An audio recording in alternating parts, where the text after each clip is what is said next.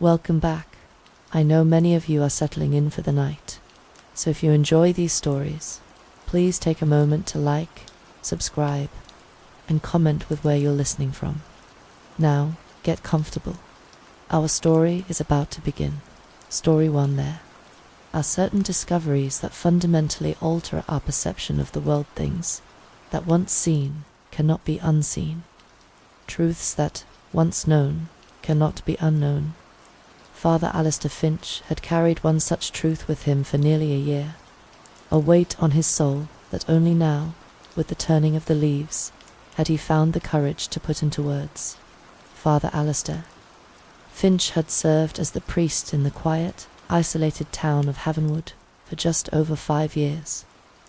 He had come from a bustling parish in the state capital, seeking refuge from the frantic pace and the urban despair that had begun to fray the edges of his faith. He had sought a deeper connection with his vocation, and Havenwood, nestled amongst rolling hills and ancient forests, seemed to promise it. The town was a place where time seemed to meander rather than march, and where old traditions clung to the very stones of the buildings.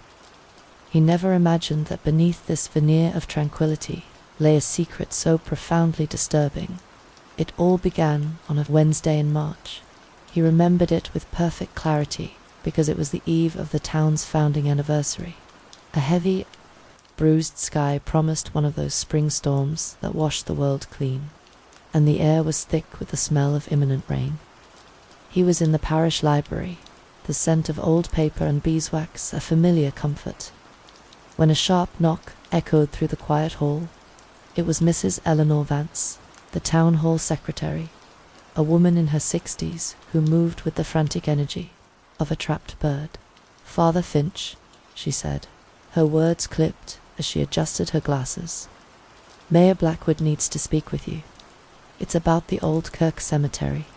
That was what everyone called the town's original graveyard, abandoned more than 50 years ago when the new municipal cemetery was built. Located in the most ancient part of Havenwood and encircled by century-old oaks, it was a place largely forgotten, save for the ghost stories the elders used to frighten children. "Is there a problem?" Alistair asked, closing the heavy tome he had been organizing. "The town is starting a restoration project next month," she explained. "The mayor believes it's important for you to perform a blessing before the work begins." Alistair was surprised.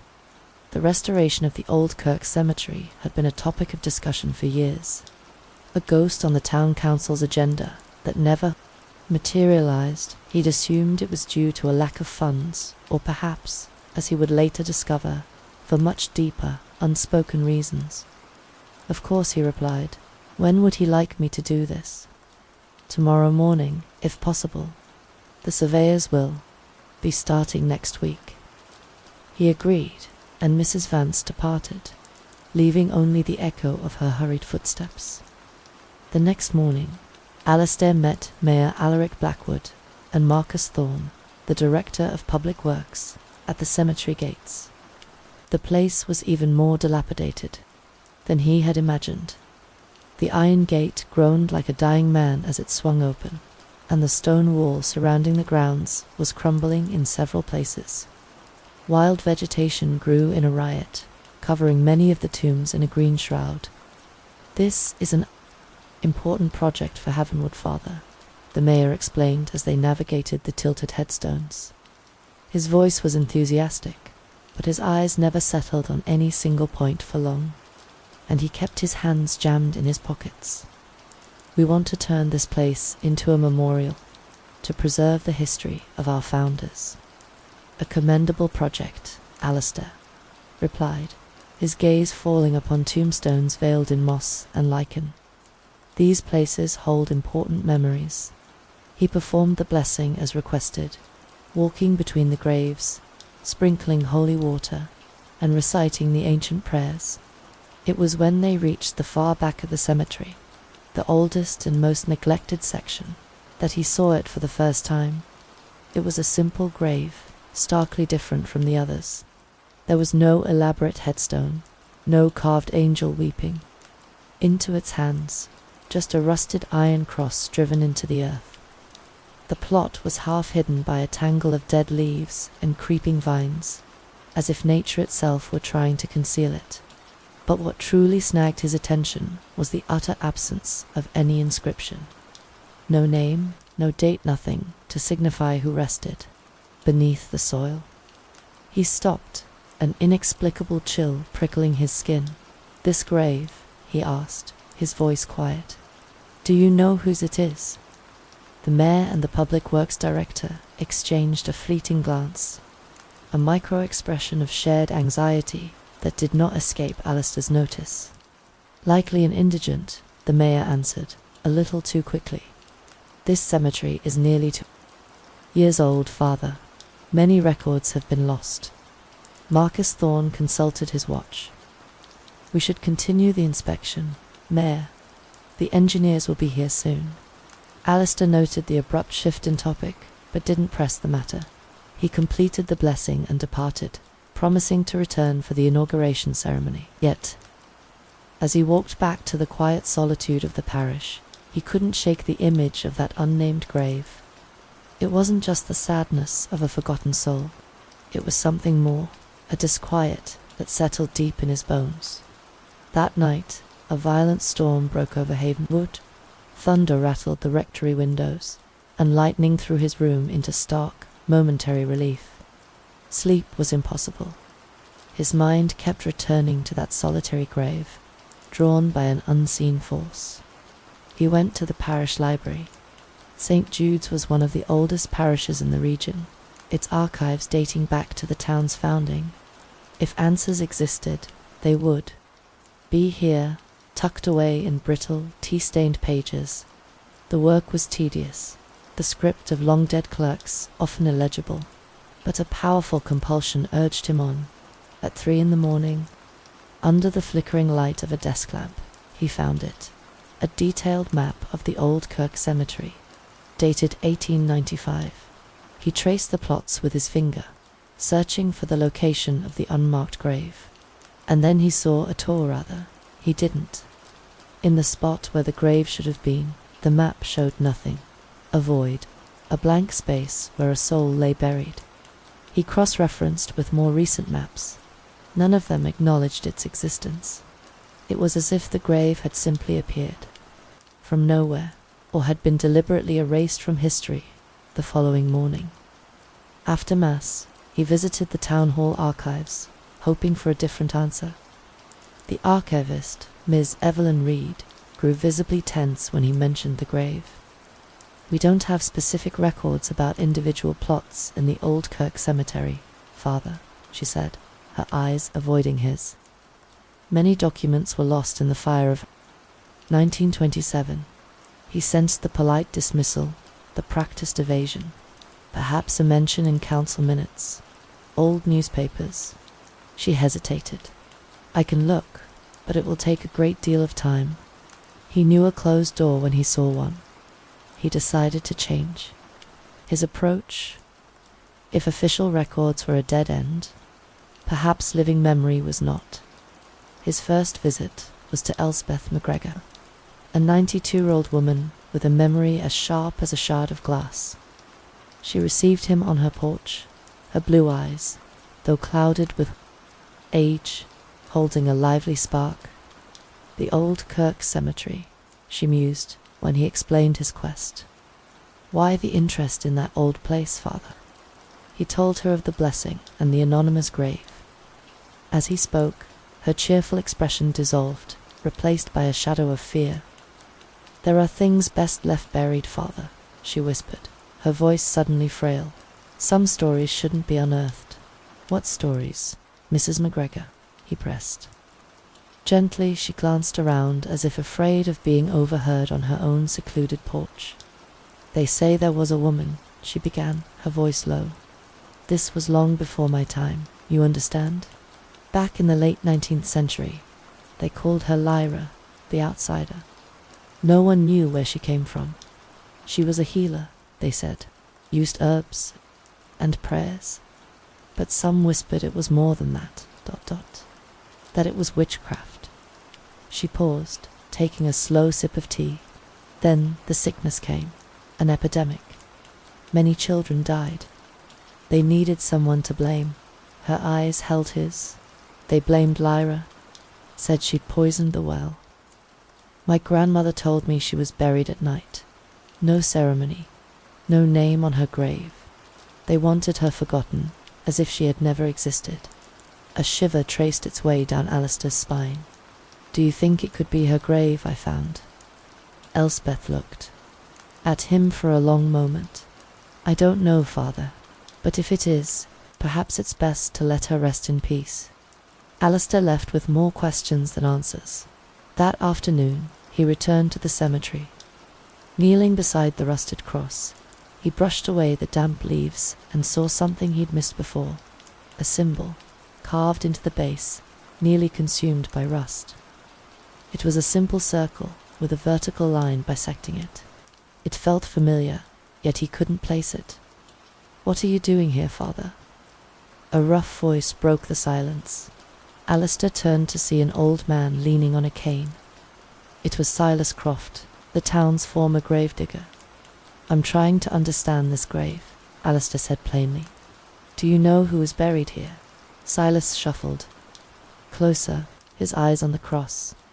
They say it belongs to the witch, Lyra. He looked at Alistair, surprised. You've been asking around, I see. Why are there no records? The old gravedigger glanced around nervously. My father, who was gravedigger before me, said this grave was wrong. He said, ... He said at night he would hear crying coming from this spot. Silas leaned in closer. The official story is she died of the sickness, but the version my father told me was different. What version?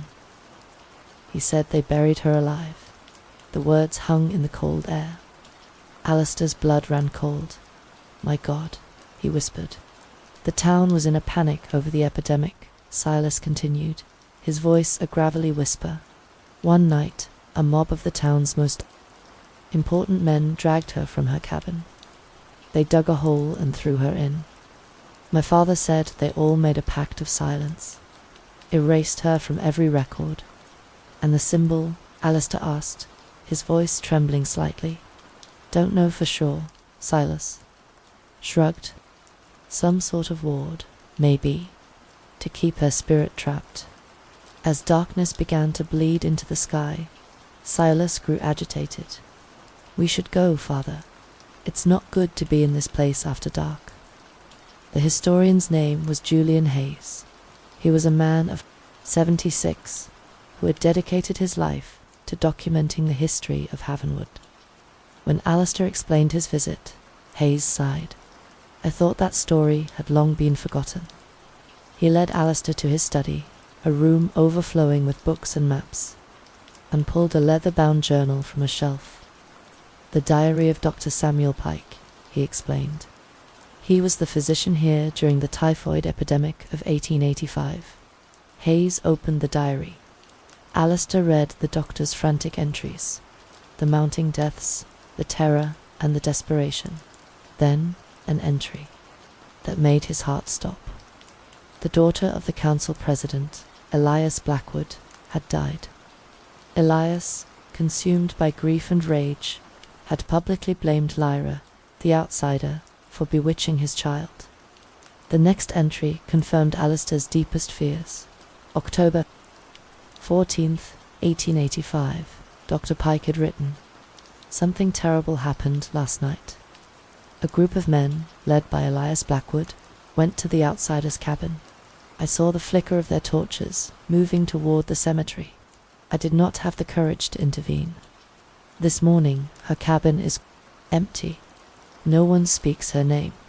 May God have mercy on all our souls. So it's true, Alistair murmured.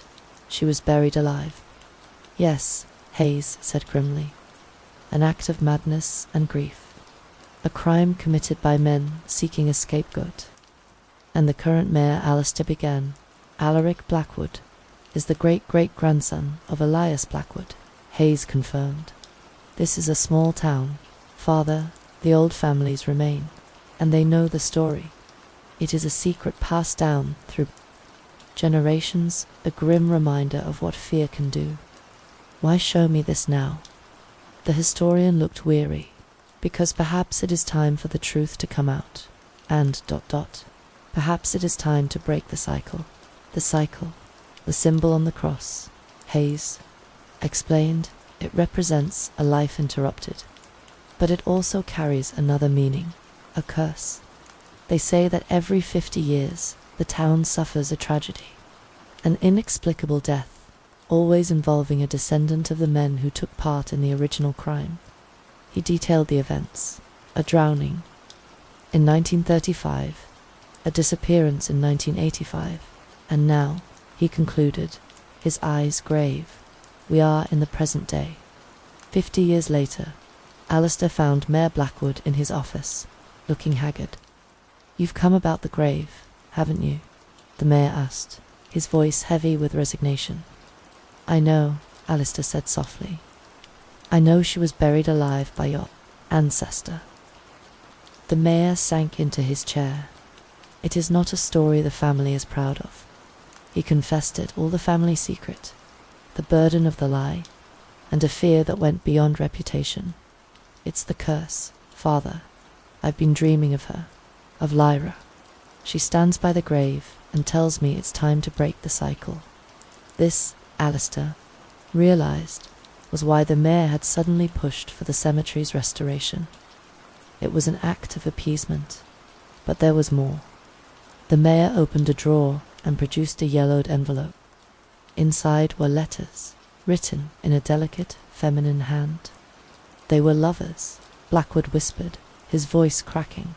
"Lyra and my great-great-grandfather, and she was pregnant when they buried her." The horror of it settled on Alistair like a physical weight. Elias Blackwood had not just silenced a woman he feared.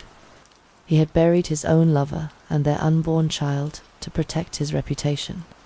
The other men involved were the patriarchs of Havenwood's founding families. The secret was not just one man's sin, it was the town's original sin. They agreed on a plan.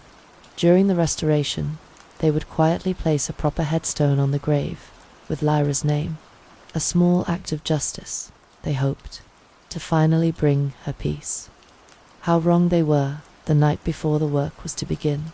Alistair was woken by frantic pounding on the rectory door. It was Julian Hayes, his face as pale as bone.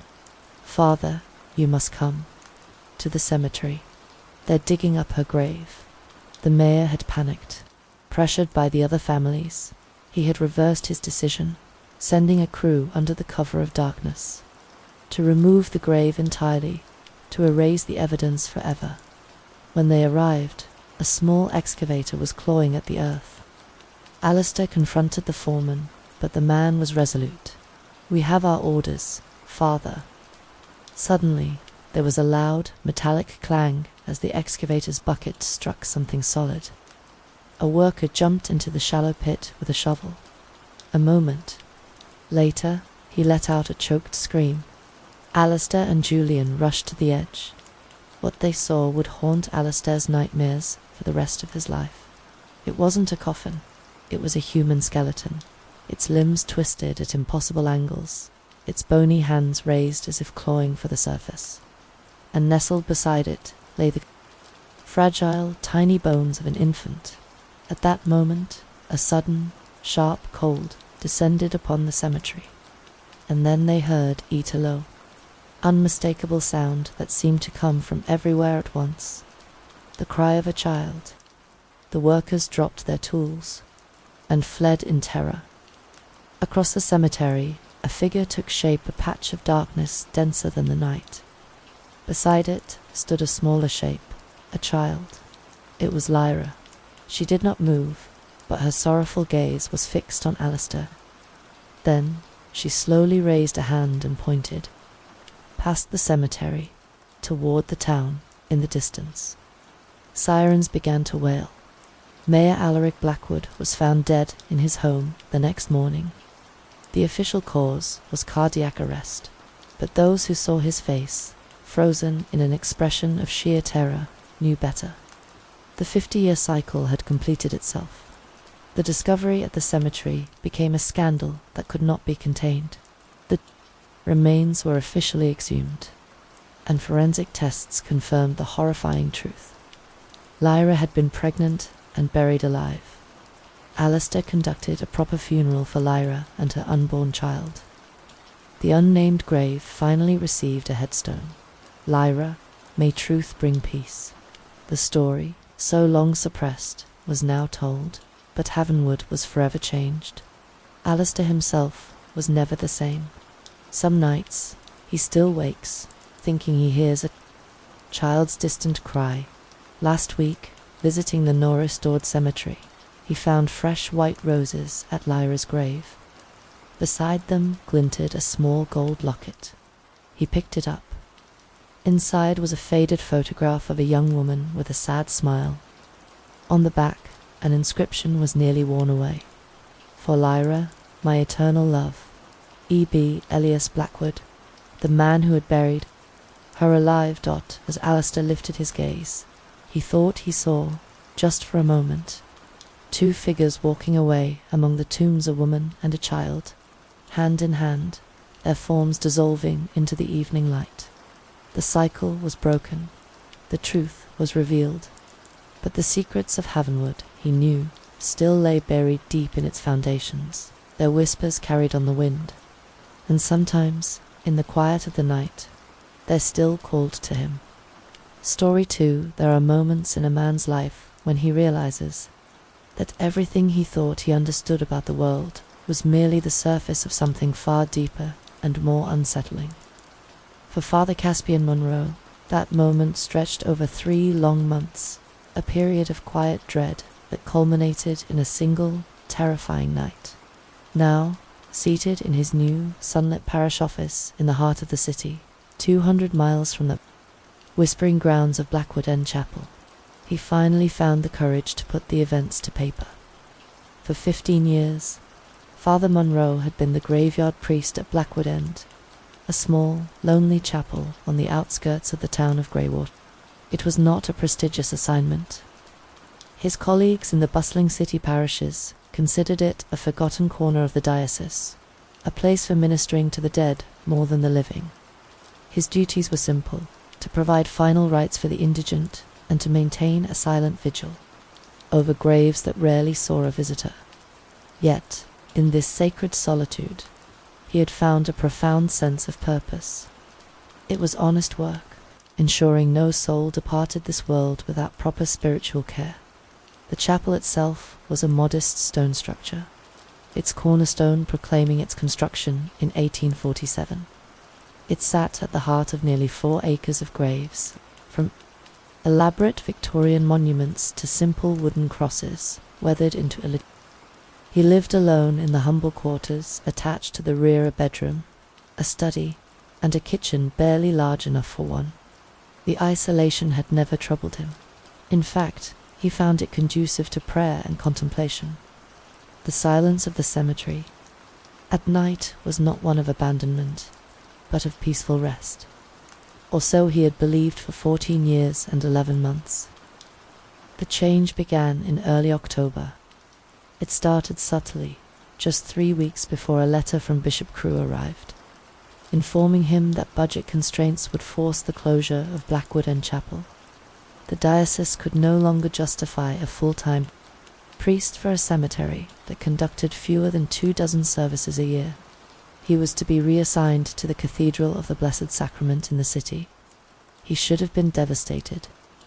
Blackwood End had been his home, his calling, his entire adult life. Yet, as he read the bishop's letter, his predominant emotion was not grief, but a profound, almost shameful sense of relief.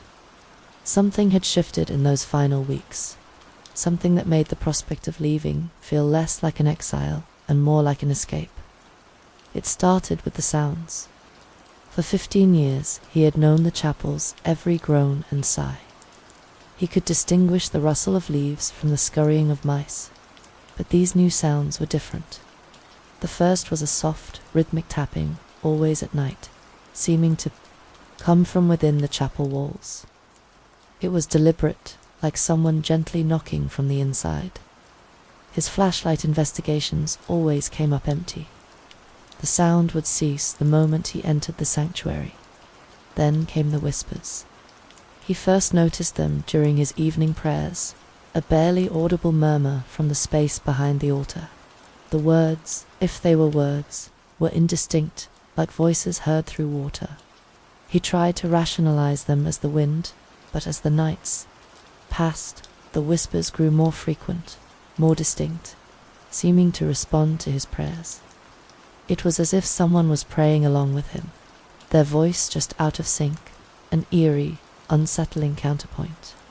He told no one. To claim the chapel was haunted would have only hastened his departure and raised questions about his fitness for ministry. Instead, he began a journal, documenting each incident with methodical precision.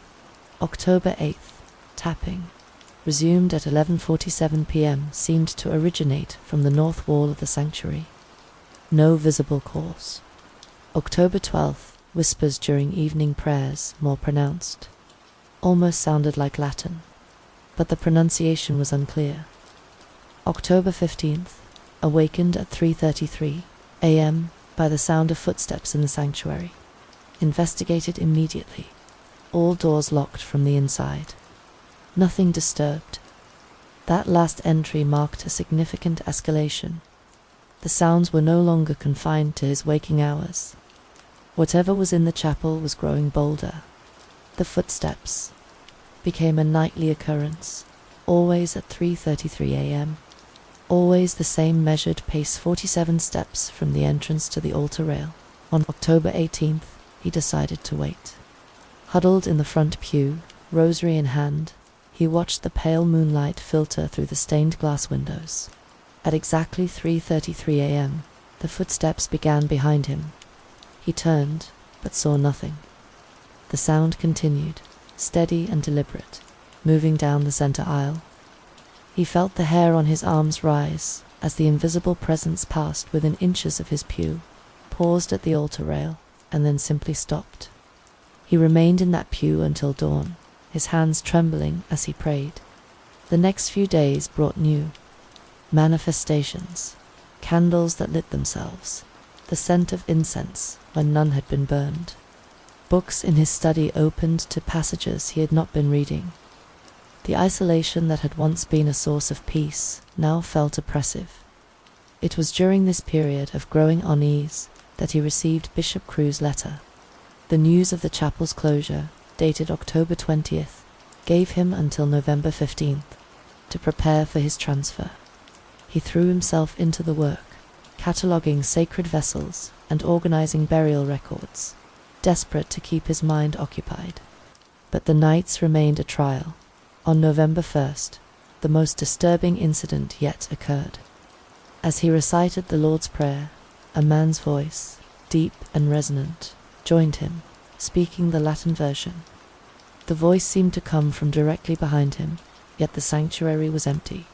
When the voice finished the prayer, it dissolved into deep, anguished sobs that echoed through the chapel before fading away. That night, he made a decision. He would not flee. He would spend his final night at Blackwood End in vigil, to confront whatever presence had taken up residence in his chapel. He spent the next days poring over the chapel's historical records. He discovered a disturbing pattern in the chapel's first decade. It had gone through 6 priests, each serving shorter terms than his predecessor. Then he found it a letter from the first priest, Father Matthias, dated just 3 days before his death, which the records described as a tragic and mysterious heart failure. The letter was deeply troubling. "There is a presence here, Father," Matthias wrote, "a soul in such torment that it defies all my attempts at spiritual comfort. I fear we may have disturbed something that should have been left in peace. The presence grows more insistent, more desperate. It wants something from me, but I cannot understand what." Then, a final clue, a fragmentary survey map from 1845, 2 years before the chapel's construction. It showed several grave markers on the land, but one, located approximately where the altar now stood, was marked with a strange circle with a line through it, a symbol he recognized from historical documents as marking the grave of someone who was excommunicated or unbaptized. The implications were staggering. The chapel's altar had been built directly over the grave of a soul denied proper Christian burial, a soul trapped in spiritual limbo. The evening of November 14th, his final night, he began his vigil. He had barely started his prayers when he heard the familiar footsteps. This time, he did not turn. "I know you're there," he said softly. "I'm here to listen, to help, if I can." A voice, barely a whisper, answered him. "Father, please, help me." He turned. At the altar rail stood a translucent figure of a man in his 30s, his face gaunt with a century of suffering. "What is your name?" Father Monroe asked. "Silas," the spirit replied, the name causing him visible pain. "Silas Croft. I died here, Father, in sin, and I have been waiting so long for someone to hear my confession." Silas Croft was the brother of Father Daniel Croft, the second priest to serve at Blackwood End, a laborer on the chapel's construction. Silas had been consumed by anger at God after losing his wife and children to sickness. In a drunken, blasphemous rage, he had carved profane words into the altar stone before it was consecrated, sealing them with his own blood. "I wanted to corrupt this place," Silas confessed, his form flickering. "But when the chapel was consecrated, my sin became trapped within it. I died 3 days later, having thrown myself from the bell tower. My soul became bound to this place by the very blasphemy I had committed." For over a century, he had watched priest after priest struggle against the spiritual poison he had created, until Father Monroe arrived. "Why was I different?" Father Monroe asked. "Because you never tried to fight it," Silas explained. "You accepted the darkness as part of your calling. Your compassion for the forgotten dead created cracks in the spiritual prison I had built for myself. When I learned that the chapel was to be closed, I knew this was my last chance." Silas pointed to the altar. "The blasphemy must be removed. Father, the stone must be cleansed and reconsecrated. Only then can my sin be truly absolved." With a putty knife and sandpaper, Father Monroe began the painstaking work of scraping away the layers of wax and oil. As he worked, he felt a change in the atmosphere. The air grew heavy, and a malevolent presence stirred from beneath the floor. Spirit of the woman buried in the marked grave, Annalise Blackwood. Her spirit has been trapped beneath this altar, just as I have been trapped above it. Silas warned, his own form growing stronger as his sin was erased. She is feeding on the spiritual discord. Cracks spider-webbed across the altar stone, and a faint green light emanated from beneath. A woman's voice joined the whispers, speaking in a language that predated any he knew, its intent filled with ancient malice. "She wants to possess you, Father," Silas cried. "She sees you as her chance to return, fighting against a spiritual assault." Father Monroe scraped away the final traces of the blasphemy and began the reconsecration. As he anointed the stone with holy oil, the green light flared, and for a moment he saw into the grave beneath the skeletal remains of a woman, her jaw moving as if screaming silent curses. "In nomen Patris, et Filii, et Spiritus Sancti," he intoned, his voice ringing with authority. "I consecrate this altar to the service of Almighty God, and I banish all evil from this sacred space." The effect was immediate. The green light vanished. The cracks sealed, and the oppressive atmosphere lifted, replaced by a profound peace. Silas's form solidified, a smile gracing his features for the first time. "It is finished," he whispered. Father Monroe, with the authority of his office, absolved Silas of his sins. As he spoke the words, Silas began to glow with a soft, warm light. He turned, and across the chapel, Father Monroe could see the translucent figures of a woman and two small children, waiting. "They forgave me long ago," Silas said, his voice filled with wonder. He walked toward them, his form fading with each step until he was nothing more than a shimmer of light. He paused at the door. "God bless you, Father Caspian Monroe. You have been a true shepherd to the lost sheep." And then he was gone. Father Monroe spent the remaining hours before his departure writing a detailed report for Bishop Crewe, arguing for the preservation of Blackwood End. 3 months later, he received word that the chapel had been designated a diocesan shrine, dedicated to the ministry of prayer for the dead and forgotten. He has never returned, but he thinks of it often. He thinks of Silas Croft and his family, and he thinks of Annalise Blackwood, still trapped beneath the altar, her spirit contained but not cleansed. His research into her story revealed she was not a witch, but a midwife and healer, a victim of fear and superstition. Buried in unconsecrated ground after dying in jail before her trial, her rage was not one of inherent wickedness, but of centuries of injustice. This realization weighs heavily on him. He helped Silas find peace, but he left Annalise in her spiritual prison. He has decided he must return. He has arranged a spiritual retreat at Blackwood End, telling no one the true purpose of his visit.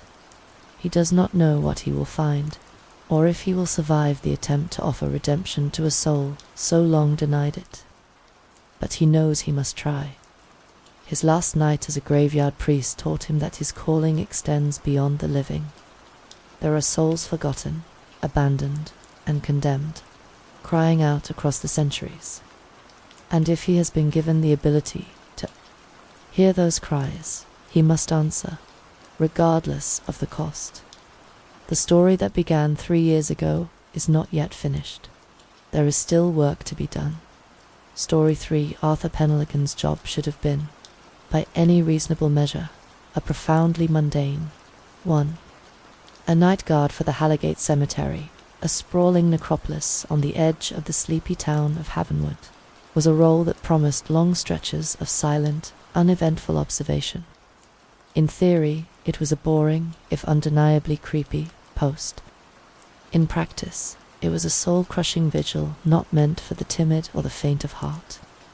At Halligate, there were only 2 rules, 2 commandments etched into the very soul of the place, which every guard was required to follow with unwavering, life-or-death devotion. Rule 1, the 4 gates north, south, east, and west are to be locked precisely at 9 p.m. They are not to be opened, for any reason, by any person, until the clock strikes 6 a.m. Rule 2, you must never, under any circumstances, speak to anyone you see within the cemetery grounds once the gates are closed. If you encounter a figure in the dark, you are to say nothing, do nothing, and stick to your nightly tasks as if they do not exist. The mechanics of the job were deceptively simple. A 2-man rotation. Every hour, on the hour, Arthur was responsible for physically checking the locks on either the north and south gates or the east and west gates, while his partner for the night handled the other pair. They would swap assignments every 60 minutes, a metronomic rhythm set against the suffocating silence. Most people would assume the purpose of a cemetery guard was to deter vandals or chase off morbid teenagers. But anyone who found themselves trapped inside Halligate after the 9 o'clock toll would soon discover a chilling truth. The guards weren't there to keep people out. They were there to keep the residents in. And in this place, the living were the only true trespassers. Usually, the night began in a deceptive state of peace.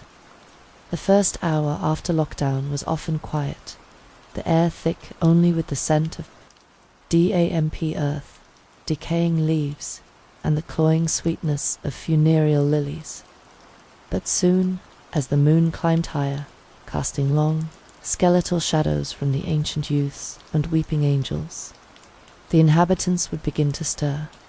They would manifest slowly at first, a shimmering outline by a forgotten headstone, a fleeting movement in his peripheral vision. Then they would grow bold. A few would attempt to start a conversation, their spectral forms coalescing into figures of tragic beauty or sorrowful age. They would ask him questions, their voices like the rustling of dry leaves, spinning intricate tales of love lost to war, of ambitious goals cut short by sudden illness, of children they never got to see grow up. They were masters of the art of wasting time, their whispered narratives designed to hold him captive between his hourly gate checks. One of them, a young woman in a tattered Edwardian dress who called herself Elara, often waited for him by the old mausoleum. He was meant to meet me at the docks, she would whisper, her voice laced with an eternity of longing. His ship was to arrive from the continent, and we were to be married by the month's end. Do you think he's still waiting for me, Mr. Pendragon? Perhaps you could open the gate, just for a moment. I fear he thinks I've forgotten him. Arthur would just stare past her, his gaze fixed on the crumbling stone angel atop the crypt, his heart a cold, heavy stone in his chest. On an unfortunate night, one of those pleading, sorrowful voices would curdle into something else entirely. It would become a desperate, ragged scream, a raw sound of pure terror, begging him to unlock the gate, insisting it was all a mistake, that they weren't supposed to be there. On truly bad nights, an angry spirit, frustrated by his implacable silence, would twist its form. The gentle, sorrowful visages would melt away, replaced by something demonic and nightmarish faces, with too many eyes, mouths that gaped into black voids, limbs that bent at impossible angles. They would shriek threats and promises of unimaginable pain, attempting to intimidate him into compliance. The only thing to do, the only safe thing to do, was to ignore it all. To see nothing, hear nothing, feel nothing. These rules were not arbitrary guidelines. They were the bedrock of survival. They were a lesson learned through hard-won, horrific experience, a gospel of terror passed down from one generation of guards to the next. A few other men Arthur worked with haunted Cormac, Jumpy, Railthin, Silas, and the senior guard, Malachi, a man who looked as ancient as the headstones he patrolled all, followed the two rules with a chilling, religious devotion. Each of them carried the deep, unhealed scar of a terrifying encounter that had cemented their vow of silence the moment the gates were locked. They were a brotherhood of traumatized ghosts, haunting the periphery of a world they could no longer truly inhabit. For the first couple of years, Arthur had been plagued by curiosity. He'd often wondered what would really happen if he did speak to one of the strangers he saw wandering the misty pathways. What harm could a single word do? Discovering the answer had planted a seed of terror in him so profound, so absolute, that his mouth now felt physically sealed shut as soon as the clock struck 9. Tonight had begun like any other.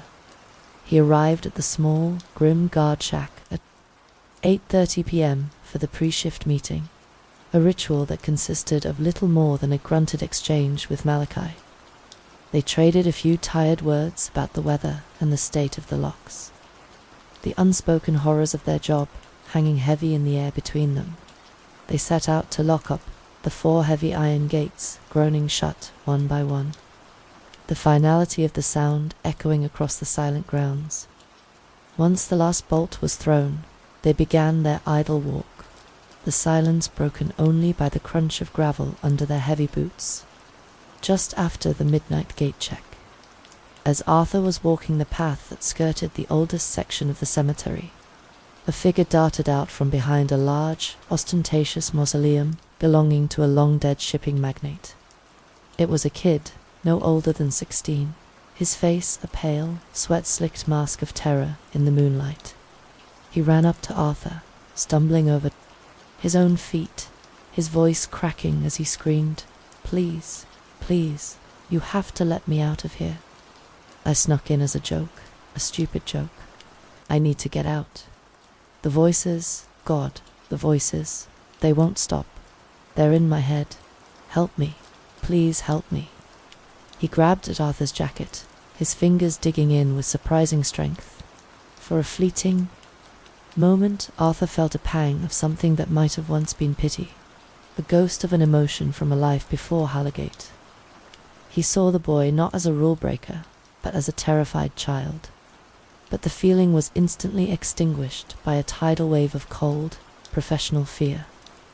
He simply shook his head, his expression hardening into a cold, impassive mask. He pried the boy's fingers from his coat and backed away without a word. The boy was lost, another foolish offering to whatever ancient, hungry intelligence owned the night. A few hours later, as the first faint grey hints of dawn threatened the eastern horizon, Arthur was hosing down what was left of the boy from the white marble stones of the Northgate Pavilion. It was a task he'd had to perform more times than he cared to remember. He'd heard the stories in high school, of course. The Harrogate Run was a local legend, a rite of passage for the town's most reckless teenagers, trying to prove their bravery. The method was well known. Climb the gnarled, ancient oak tree whose branches overhung the southeast corner of the cemetery wall. Shimmy out onto a thick limb and drop down into the grounds. The dumb kids would get inside at midnight and sprint the half-mile to the north gate, where a friend would be waiting with a car, ready to help them hop back over the wall to freedom. Arthur had never been brave enough or foolish enough to try it. Now, scrubbing brain matter from the cold stone, he was eternally glad for his youthful cowardice. Talking to whatever lurked inside, he now knew, was a fatal mistake. The entities that ruled this place did not care for unwelcome disturbances, and they showed their displeasure in the most gruesome ways imaginable. As Malachi had once told him in a rare moment of verbosity, Saturdays are the busiest for cleanups. The whole town of Havenwood seemed to know, on some deep, instinctual level, that there was something deeply, fundamentally wrong with Harrogate Cemetery. Yet that primal knowledge never stopped the brave and the foolish from gambling their lives by jumping headfirst into hell. Arthur had the profound misfortune of witnessing the cruelty of this place up close and personal. It was the memory that fueled his every silent step. About 5 years ago, a new man, Leo, had joined their ranks. He was young, cheerful, and desperately needed the money to support his new family. He was given the rundown of the rules by a grim-faced Malachi, who stressed their importance with a severity that should have terrified any sane person. Leo seemed sharp enough, nodding in all the right places, his expression serious. He seemed like he would be able to follow them. On his third night, while shadowing Arthur, Leo made the simplest, most human of mistakes. They were walking near a small, neglected plot where a wispy old woman was perpetually tending to a patch of dead, thorny roses. The spirit, a harmless-looking thing, let out a soft, delicate sneeze, a sound like the sigh of dust. "Bless you," Leo said automatically, the words leaving his lips before he could even think. It was a polite reflex, an ingrained kindness. The spirit turned. Her gentle, grandmotherly face split open into a twisted, impossibly wide grin that stretched from ear to ear, revealing rows of needle-sharp black teeth. "Why, thank you, dearie," she rasped, her voice no longer soft, but a grating sound of pure malice. There was no kindness in that smile, only a ravenous, ancient hunger. In the next instant, the air grew frigid. The temperature plummeted so fast that Arthur's breath plumed in front of his face. Before he could even scream a warning, two great, fleshy, grey hands erupted from the soil at Leo's feet, grabbing his ankles. Another pair shot out, seizing his head. The sound of Finian's jaw being wrenched open, a wet, tearing noise followed. By a sickening crack of bone, echoed through the dead silent night. Arthur could only watch, paralyzed in frozen horror, as an endless, jagged, insectoid skull, all mandibles and chitin, forced itself out of the old woman's form and into the gaping maw of the new guard. The beast, twice Leo's size, entered. Him like a snake swallowing an egg, its bulk distending Leo's body in a grotesque parody of consumption. The sickening smell of decay, ozone, and something like burnt sugar filled the air. It was the first and the last time Arthur ever tried to train anyone. 14 years. 14 years of walking through his own private hell for 9 hours a night. Sometimes he thought about quitting. He would fantasize about throwing his keys at Malachi and just walking away, never looking back. But the pay was ridiculous. $1,000 a night, cash in hand every morning. For that kind of money, all he had to do was lock a gate and check it every hour. All he had to do was surrender a piece of his soul every night. The voices beckoned him, called for him by name, pleaded with him, begged for him to respond. Unlocking the gates every morning at 6 was always a profound, almost religious experience. It was a moment of pure, unadulterated relief, a silent declaration to the universe that he had made it through another night, that he was still whole, still himself. He knew he couldn't do this forever. His nerves were frayed to the breaking point, but the thought of having to train a replacement, of being forced to stand by and watch another person suffer that visceral, soul-shattering fate, terrified him more than any ghoul Halligate could conjure. The guilt from Leo's death was a weight he carried every single day, so every night he locked the gates and walked the grounds. He checked the locks every hour and went back to walking. It was a mindless, protective ritual. Many of the malevolent forces had grown accustomed to his silent, implacable presence. They would tell him their tragic tales or hiss their empty threats, knowing he would never respond. They still asked him to let them out from time to time, a part of their nightly game. But he hoped they were beginning to realize that the gates only unlocked at 6 a.m. on occasion. Some of the more powerful spirits would try to make him slip up, to startle a response out of him with a sudden shriek or a horrifying visage. But he remained a statue of silence. Their repeated failures only angered them, but no matter what monstrous form they took to convince him, their fury brought no recourse. They could not touch what did not answer their call. That was the secret. That was the key. He knew that as long as he did not welcome their embrace, as long as he gave them no purchase on his soul by acknowledging their existence, he would not have to feel their unholy hands take hold of him.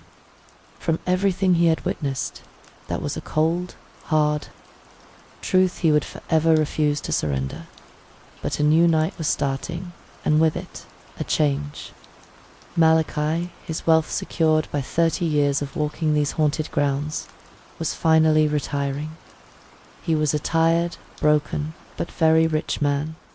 He had told Arthur that his replacement, a young man named Thomas, was up for the task. "He's a quiet one," Malachi had said, his voice a dry rustle. "Knows how to keep his mouth shut." Arthur still worried. He looked at Thomas, who stood by the guard shack, his face full of a naive confidence that Arthur found sickening. In all his years working here, he still didn't know the ultimate truth. He didn't know what would happen if the gates were ever left unlocked, if the seal was ever truly broken. He didn't know what would happen if there wasn't a guard, a silent keeper, to make sure the ancient forces of the night were kept at bay, stopping them from spilling out of Halligate's cursed soil to devour the rest of the unsuspecting world.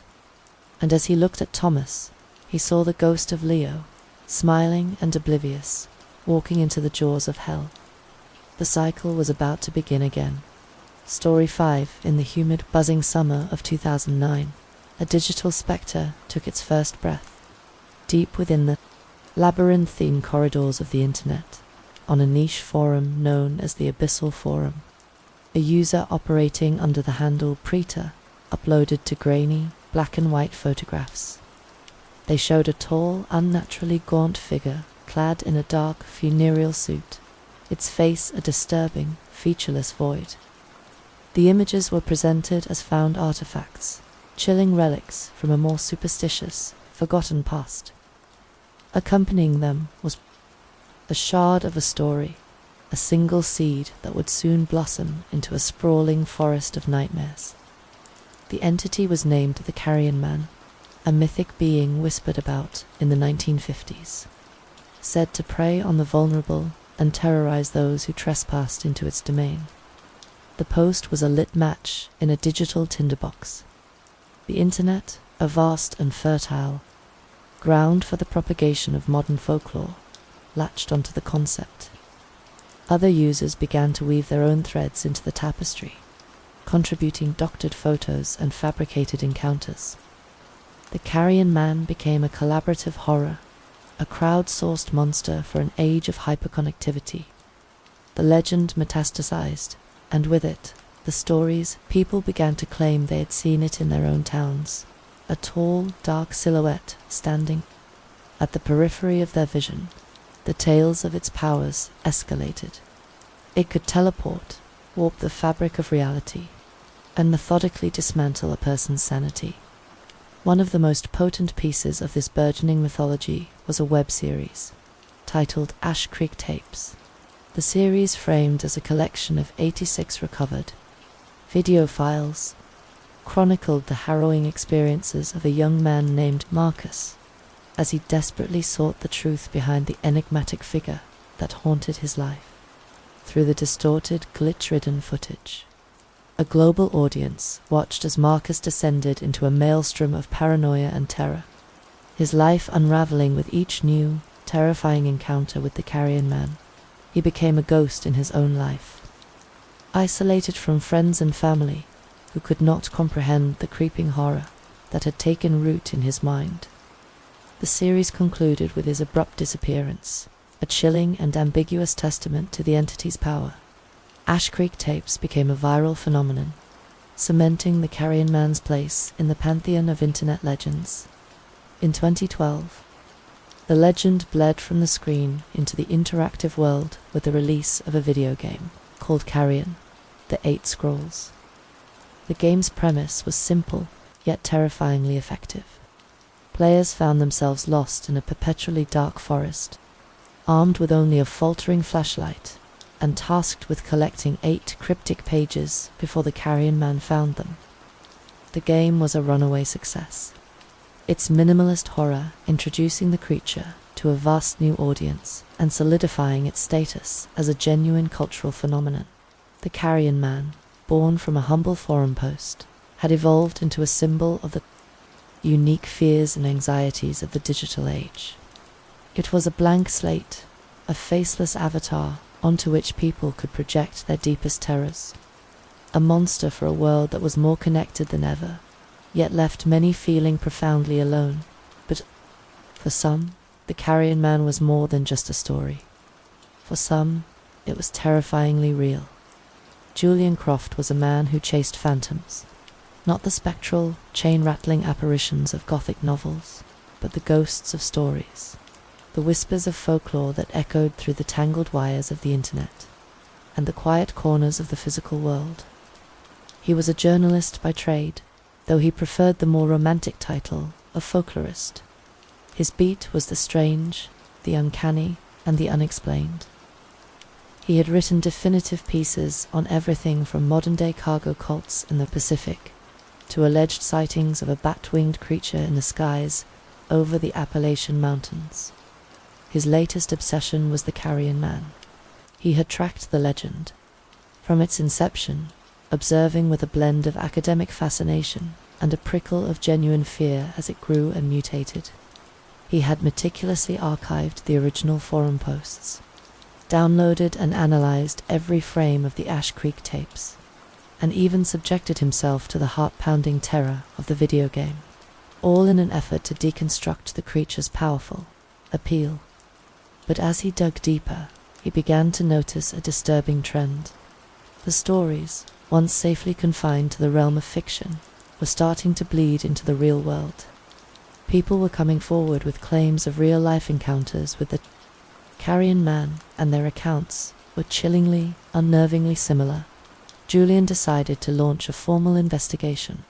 He built a website, a secure digital repository he named the Carrion Man Lexicon, and put out a call for people to share their stories. The floodgates opened. He received hundreds of emails, each one a harrowing personal account of a brush with the tall, faceless entity. He began to catalogue and cross-reference the stories, searching for common threads, geographical clusters, anything that might point to a shared, objective reality behind the burgeoning legend. One of the first accounts that seized his attention came from a Reddit user with the handle Trailseeker91. The user, a young man named Finn, claimed to have encountered the Carrion Man while hiking with friends in the vast Whispering Pines Preserve. "We were way off the marked trails," Finn wrote, "miles from anywhere, when we saw it. It was standing in a small clearing, half hidden by the birch trees. It was tall, impossibly so, maybe 8 or 9 feet, and it was wearing a dark, old-fashioned suit. But the thing that really got to us, the thing that made the air freeze in our lungs, was its face. It didn't have one. It was just a smooth, blank expanse of white, like a mannequin's head that had been sanded down." Finn and his friends had been paralyzed by a primal terror, unable to move, unable to scream. The creature had simply stood there, its featureless face aimed in their direction, an absolute, unnerving stillness in its posture. Then, in the space of a single heartbeat, it was gone. They didn't wait to see if it would return. They ran a wild, panicked scramble through the undergrowth, back towards the distant promise of safety and their car. Julian managed to contact Finn, and after a cautious exchange of emails, they spoke on the phone. Finn's voice was still laced with anxiety, even weeks after the event. He recounted the story in a low, halting tone, as if he were afraid of summoning the creature by giving voice to its name. He described the suffocating silence of the forest, the palpable sensation of being watched by unseen eyes, and the unnatural way the creature had vanished, not as if it had moved away, but as if it had been simply erased from that frame of reality. Another story that deeply unsettled Julian came from a user on a paranormal forum. The user, a woman named Isabel, had shared an account of a series of invasive, terrifying dreams. "It started a few months back," she wrote. "I began having these recurring nightmares where I was being hunted by a tall, faceless man in a suit. The location was always different. Desolate urban landscape, a shadowy forest, a derelict hospital, but the pursuer was always the same. He never ran, just walked with a steady, relentless stride, and no matter how fast or far I ran, he was always there, slowly closing the distance." Isabel had tried to rationalize the dreams as a manifestation of stress, but they had become more frequent, more vivid, more real. Then, one night, the barrier between dream and reality had dissolved. She had woken with a start to find the figure from her nightmares standing in the corner of her bedroom. She was locked in place by a paralyzing fear, unable to move a muscle, unable to draw breath to scream. The figure had stood there, a tall, dark pillar of shadow against the moonlight filtering through her window, its blank face a terrifying void. Then, as abruptly as it had appeared, it was gone. She never had the dream again, but the memory of that night, the feeling of absolute, helpless terror, was seared into her mind forever. Julian found Isabel's story particularly chilling. The idea of the carrion man crossing over into a person's subconscious, of weaponizing their dreams, was a terrifying new vector in the legend's spread. He tried to contact Isabel for a follow-up interview, but her account on the forum had been scrubbed, and she had left no other digital footprint. As Julian continued his investigation, he stumbled upon a story that seemed to offer a different, kind of proof, something more concrete than a fleeting glimpse in the woods or a half-remembered nightmare. A user on an image-sharing site, a young man named Owen, had posted a peculiar photograph.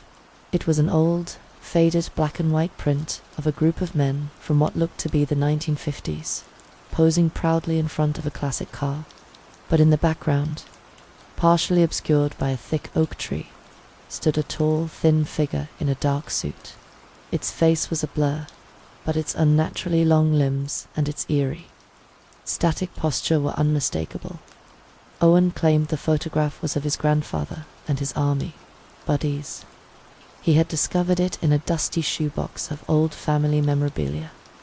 He had shown it to his grandmother and other relatives, but none of them could identify the strange figure lurking in the background. Julian contacted Owen and requested a higher resolution scan of the print. He spent an entire evening poring over the image on his computer, zooming in on the figure, meticulously searching for any telltale signs of digital manipulation. But the photograph appeared to be authentic. The film grain, the soft focus, the way the light fell, everything was consistent with a photograph from that period. The stories continued to pour in, each one adding another layer of dread to the phenomenon. A long-haul truck driver who saw a tall, faceless figure standing sentinel on the shoulder of a deserted interstate late one night. A group of urban explorers who had broken into a derelict mansion and been chased out by a silent, menacing presence. They couldn't see, but could feel in their bones. A primary school teacher who saw the carrion man standing behind one of her students. The child's eyes glazed over, his face an expressionless mask. Julian began to feel a gnawing sense of unease that went beyond academic curiosity. The stories were no longer just data points. They were seeping into his own life, a persistent, dark static at the edge of his thoughts and dreams. He found himself glancing over his shoulder on his walk home at night, his heart hammering at the sight of any tall, thin man in a dark suit. He decided he needed to be more proactive. He started visiting the locations mentioned in the most credible accounts, the hotspots where people claimed to have encountered the carrion man. He drove to the Whispering Pines Preserve, found the abandoned mansion on the edge of town, and parked his car on the same lonely stretch of highway the trucker had described. He found nothing tangible, of course, but the feeling of being watched, the oppressive sense of a nearby malevolent intelligence, was always there, a low-frequency hum of dread in the back of his mind. One evening, he received an email that made the blood in his veins run cold. It was from a woman named Chloe, and her story was different. It wasn't about a fleeting encounter. It was about a permanent loss. Her best friend, a young man named Liam, had disappeared 2 years prior. They had been inseparable in high school, but one day he had simply vanished. His parents said he had gone for a walk in the local woods and had never returned. Chloe had been shattered, and she had never stopped looking for answers. In the months following his disappearance, she had started to experience strange phenomena. She would catch glimpses of Liam out of the corner of her eye, a fleeting image of his face in a crowd. But when she turned to look, there was nothing there. She would hear whispers when she was alone in her house, a soft, sibilant voice that seemed to be murmuring her name. She developed a constant, unnerving feeling of being watched, a weight on her soul that she couldn't shake. Then, while clearing out some of Liam's old things from his parents' attic, she had found his private journal. As she read through the entries, a horrifying realization dawned on her. Liam had been experiencing the same things she was now. He had written about seeing the carrion man, about hearing the whispers, about the crushing paranoia of being constantly watched. His journal entries grew more and more erratic, his handwriting devolving into a frantic scrawl until, one day, they stopped completely.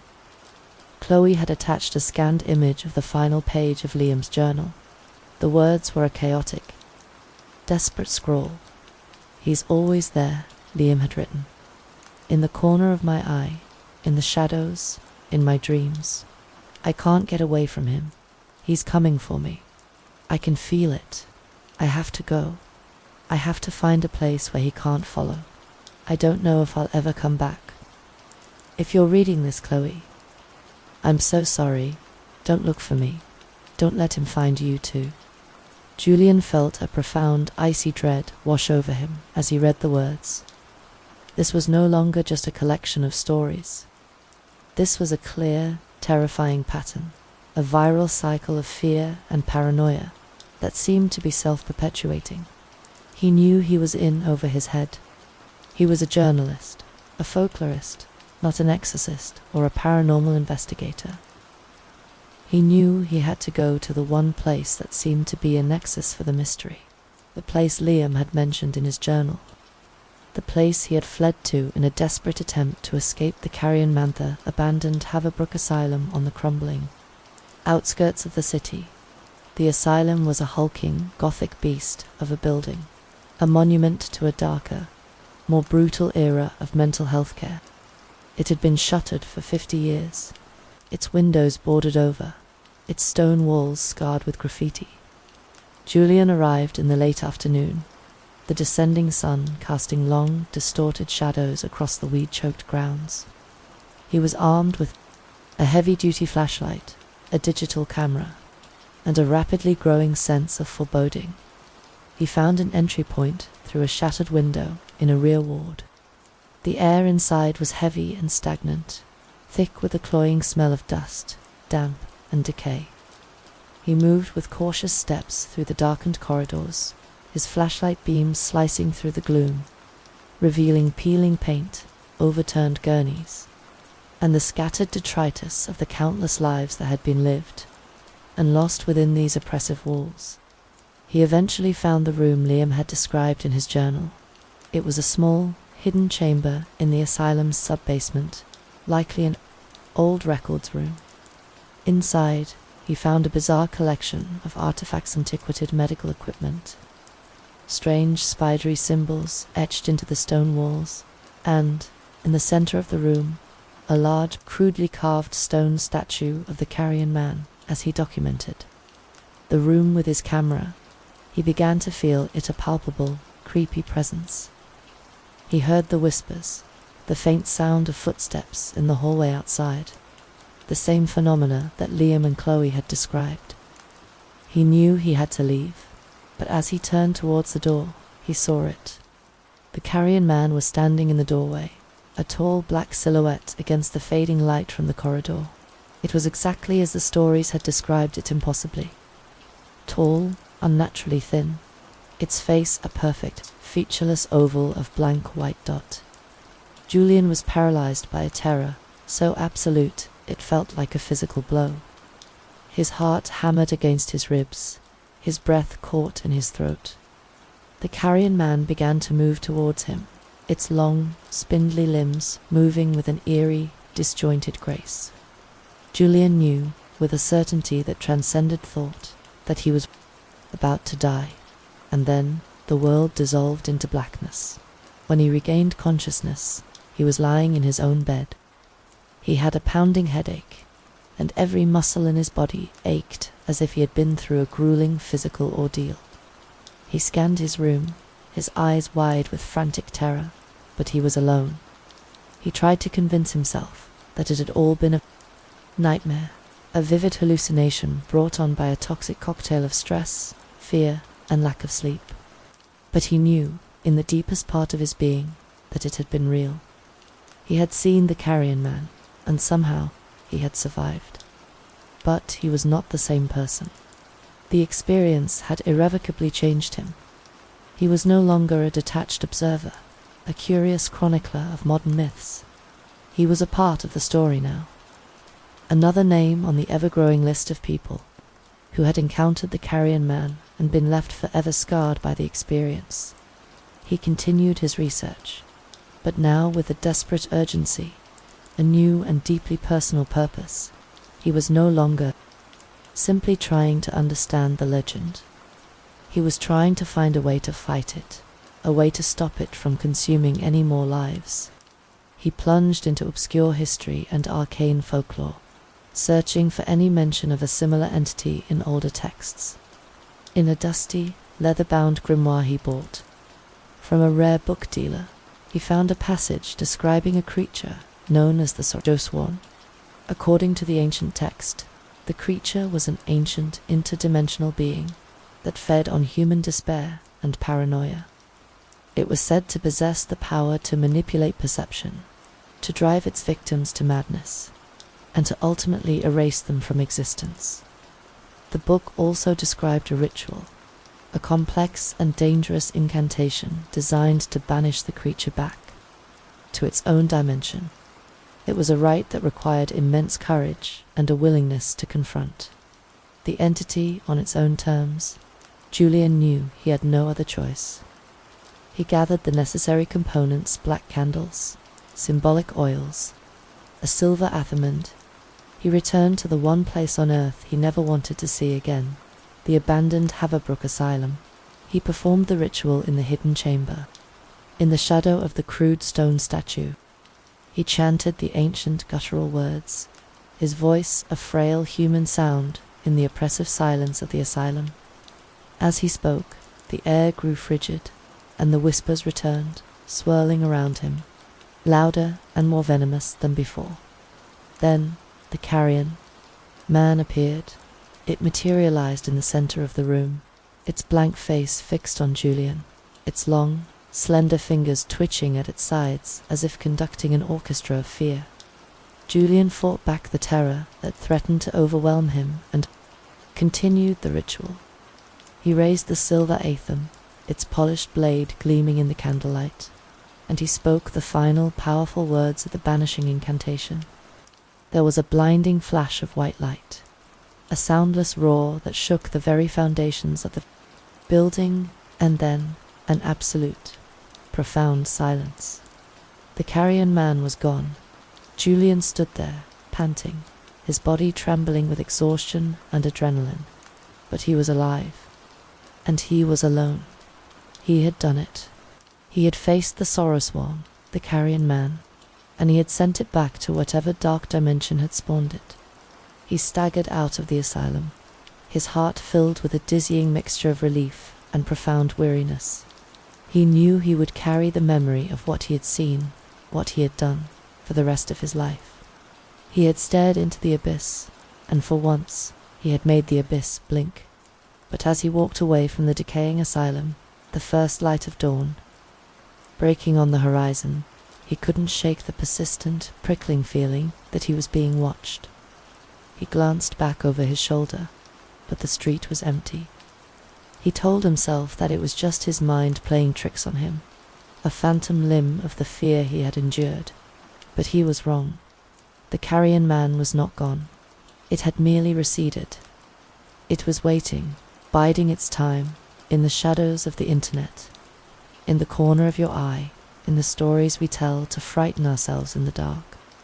It is a part of our world now, a ghost in the machine, a legend that refuses to die, and it is always, always watching. And with that, our story comes to an end. Thank you for joining me tonight. I hope you enjoyed the tales. Now, it is time to rest. Let go of the whispers and the darkness, and let the gentle voice of the rain calm you as you sleep. Until we meet again, sleep well.